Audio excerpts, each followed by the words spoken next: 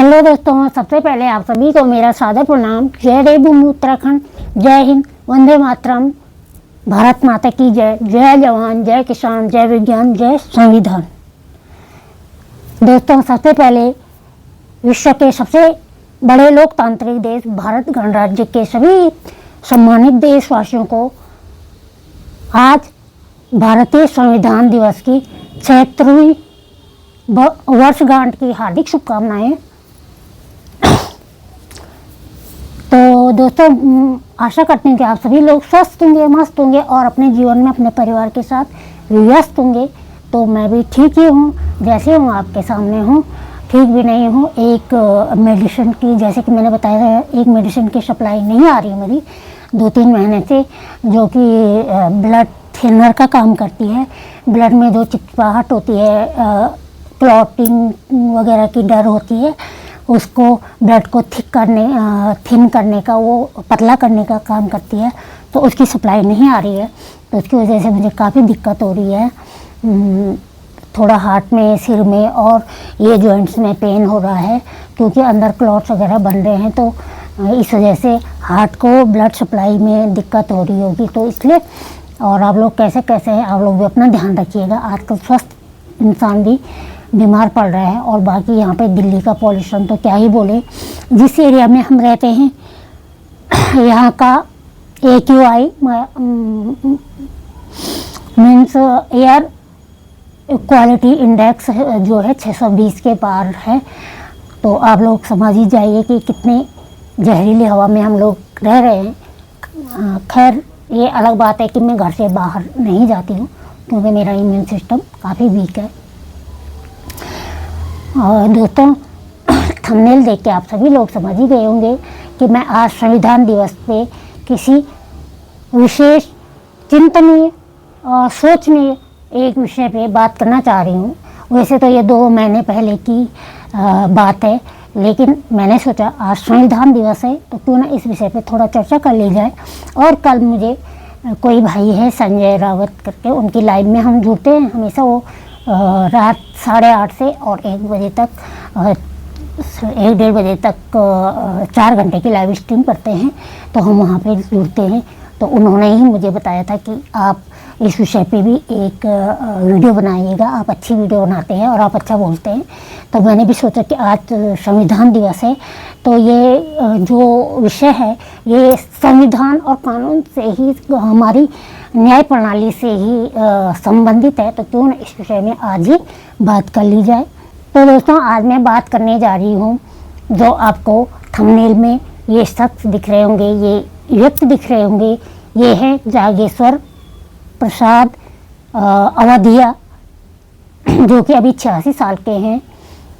तो इनके बारे में अभी इनको 2 महीने पहले 39 वर्षों के लंबे प्रतीक्षा के बाद, लंबे प्रताड़ना के बाद, लंबे तनाव के बाद इनको मध्य प्रदेश उच्च न्यायालय से, छत्तीसगढ़ से उच्च न्यायालय से, पहले तत्कालीन मध्य प्रदेश, जब इन पे ये मामला दर्ज हुआ था, और अभी तो छत्तीसगढ़ है, वो छत्तीसगढ़ अलग हो गया है, तो अब इनका क्षेत्र छत्तीसगढ़ में आता है। 2001 में छत्तीसगढ़ अलग हो गया था मध्य प्रदेश से। तो ये हैं जागेश्वर प्रसाद अवधिया। ये रायपुर के रहने वाले थे, जो अभी की वर्तमान में छत्तीसगढ़ की राजधानी है। उस समय ये वहाँ के स्टेट ट्रांसपोर्ट में बिल असिस्टेंट जो होते हैं, उस पद पर कार्यरत थे।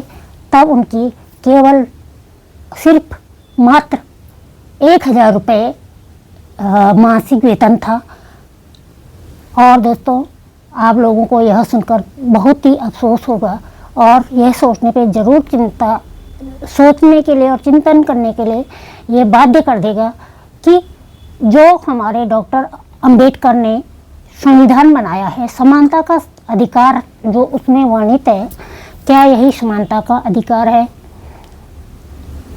तो 1986 की बात है। इनके पास एक व्यक्ति आता है, अशोक शर्मा या अशोक कुमार नाम का, और वो इनको बोलता है कि मुझे अब कोर्ट से, मैं जीत गया हूँ केस और तुम एक बिल बना दो। पता नहीं किस चीज़ का बिल था, इसका मैंने सुना नहीं।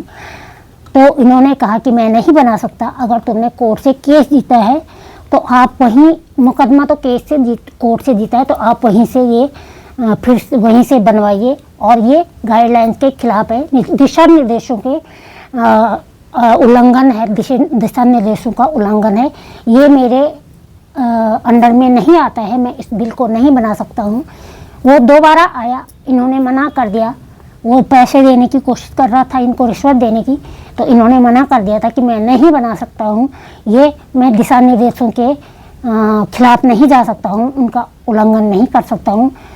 तो दोस्तों दूसरे ही दिन क्या हुआ, ये अपने शायद ये ड्यूटी पे थे, जागेश्वर प्रसाद अवधिया जी ड्यूटी पे थे, और वहाँ पे 2-4 लोग आए सिविल ड्रेस में और इनको थोड़ी देर तक ले गए साथ में, और किसी ने ज़बरदस्ती इनकी जेब में 50-50 रुपए के 2 नोट रख दिए, उनमें से इनको पता नहीं चला किसने रखे, और उसके बाद इन्होंने अपना कार्ड दिखाया उनमें से किसी ने, और कहा कि हम विजिलेंस वाले हैं और तुम्हें रिश्वतखोरी के मामले में गिरफ्तार किया जाता है।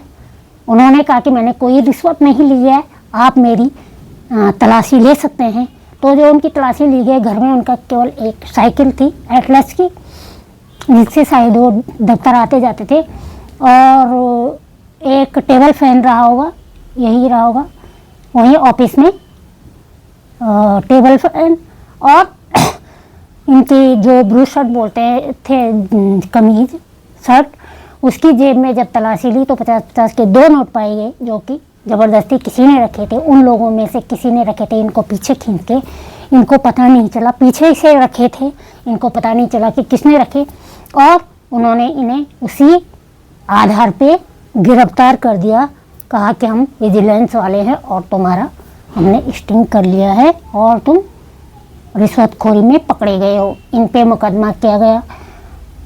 इन्होंने जिला न्यायालय में उस पर अपील की कि ये झूठा मुकदमा है, लेकिन वहाँ पे इनकी नहीं सुनी गई। आप सभी को पता है कि भले ही डॉक्टर अम्बेडकर ने संविधान में समानता का अधिकार वर्णित किया है, लेकिन अभी भी समानता का अधिकार नहीं है हमारे देश में। न्यायपालिका में बैठने वाले कोई उच्च अधिकारी, न्यायाधीश,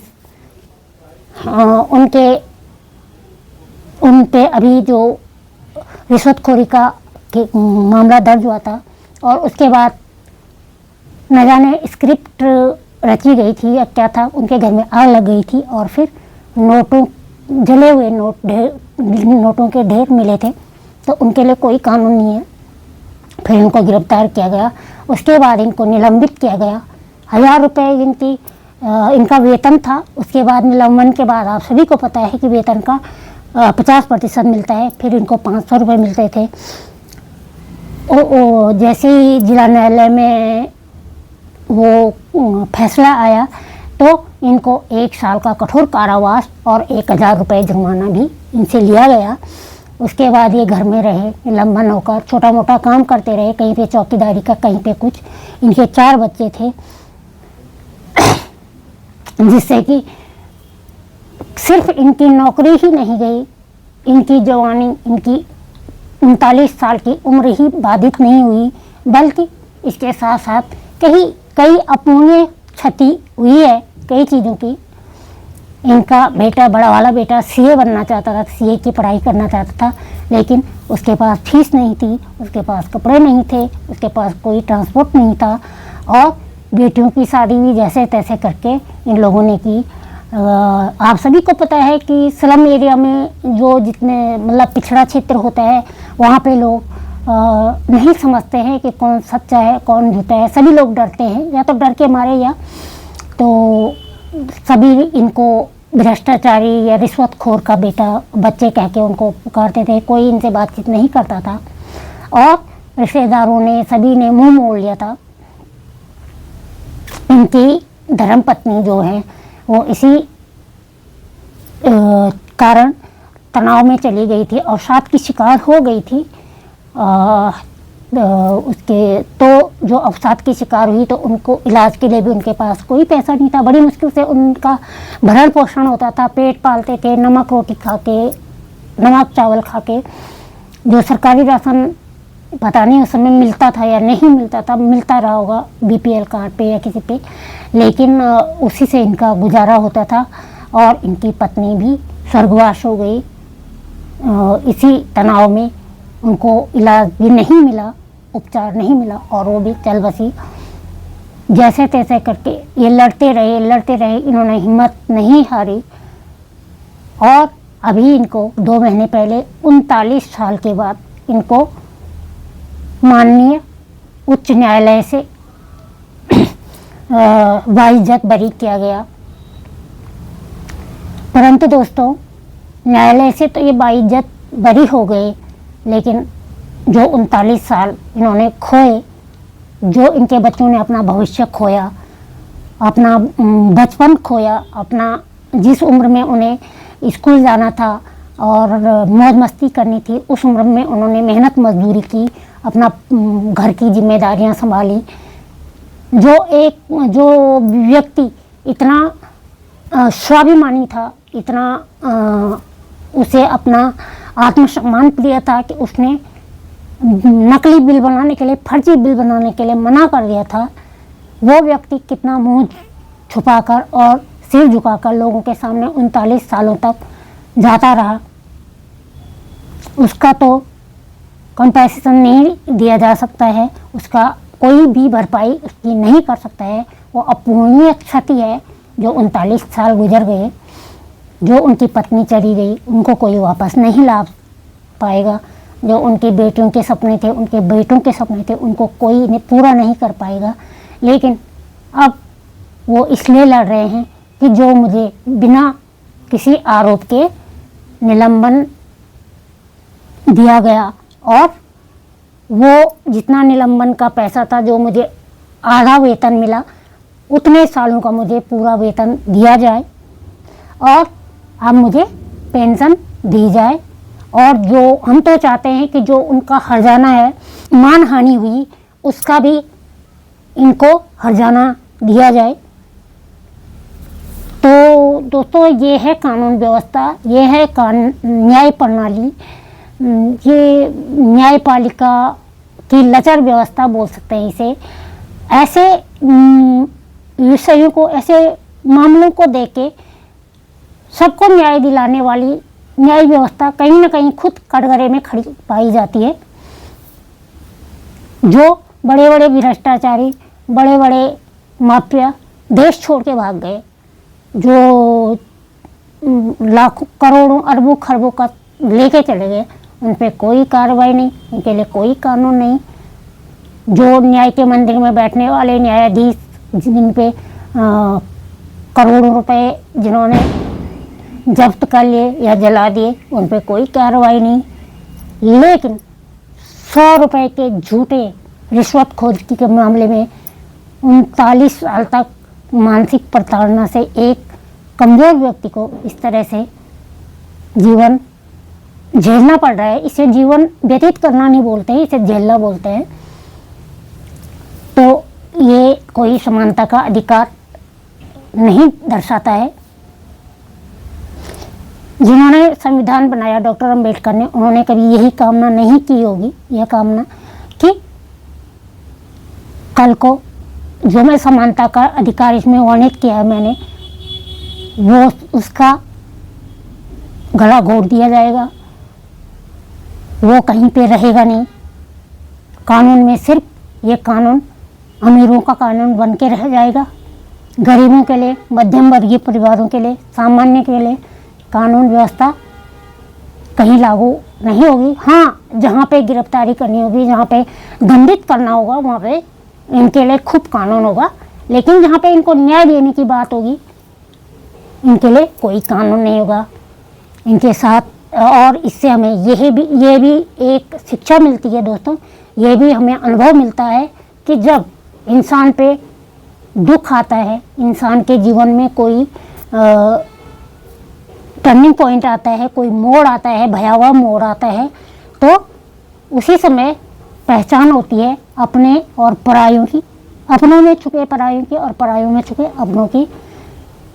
दोस्तों, अगर सरकार चाहती, अगर तत्कालीन सरकार चाहती, अगर कानून व्यवस्था चाहती, तो इनको एक अच्छा वकील, सरकारी वकील मुहैया कराया जा सकता था जो कि इनकी तरफ से लड़ता, क्योंकि इनके पास इतने पैसे नहीं थे कि ये अच्छा वकील कर पाए और उसकी फीस दे पाए।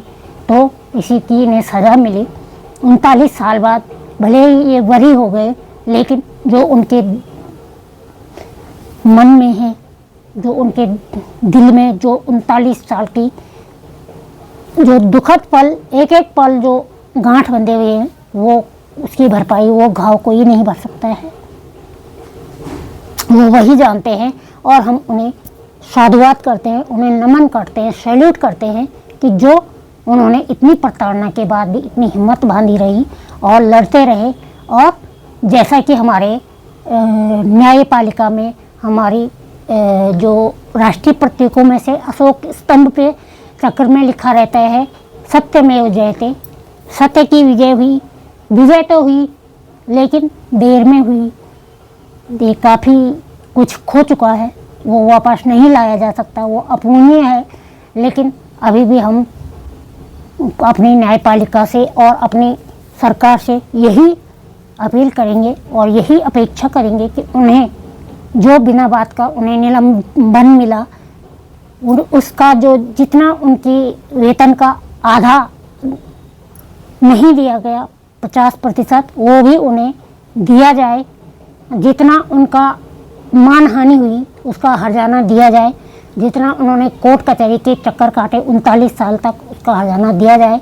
और उनके जो यदि नौकरी करने लायक उनके पोते या बच्चे हैं, तो उनको नौकरी वगैरह भी दी जाए और उनको सम्मान सहित उनको पेंशन भी दी जाए।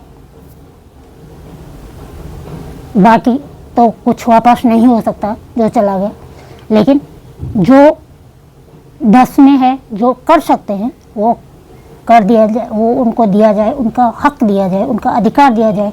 जिन अधिकारों का वर्णन हमारे संविधान में हुआ है, वो उन्हें दिया जाए। डॉक्टर अम्बेडकर भी बचपन में काफ़ी प्रताड़ना के काफ़ी शिकार हुए थे और उन्होंने समानता का अधिकार बनाया था। बहुत ही शर्मसार कर देने वाला मामला है कि विश्व के सबसे बड़े लोकतांत्रिक देश में और 100 रुपए की रिश्वतखोरी के मामले में, और वो भी झूठा मामला, उसमें इंसान को 39 साल की क्षति पहुंचाई गई। तो बहुत ही सोचनीय और दयनीय विषय है, चिंतनीय विषय है। तो दोस्तों, एक बार आप आज के लिए इतना ही। मैंने सोचा आज संविधान दिवस है तो थोड़ा बोल लेते हैं। हम संविधान बनाने वालों पे कोई प्रश्नवाचक चिन्ह नहीं लगा रहे हैं। उन्होंने बहुत अच्छा संविधान बनाया है, समानता का अधिकार सब कुछ वर्णित किया है, लेकिन उनके बाद जो भी हो रहा है वो देख नहीं रहे हैं। अगर देख भी रहे होंगे, अगर उनकी आत्मा होगी कहीं देख भी रही होगी, तो वो भी पछता रहे होंगे कि कैसे लोगों के हाथ में संविधान बनाकर थमा दिया। तो दोस्तों, आज के लिए इतना ही। एक बार फिर से विश्व के सबसे बड़े लोकतांत्रिक देश भारत गणराज्य के सभी सम्मानित देशवासियों को संविधान दिवस के 76वें वर्षगांठ पे हार्दिक शुभकामनाएं। जय हिंद, जय भारत, जय जवान, जय किसान, जय विज्ञान, जय संविधान, जय देवभूमि उत्तराखंड, जय हिंद, वंदे मातरम। आप सभी को मेरा सादर प्रणाम।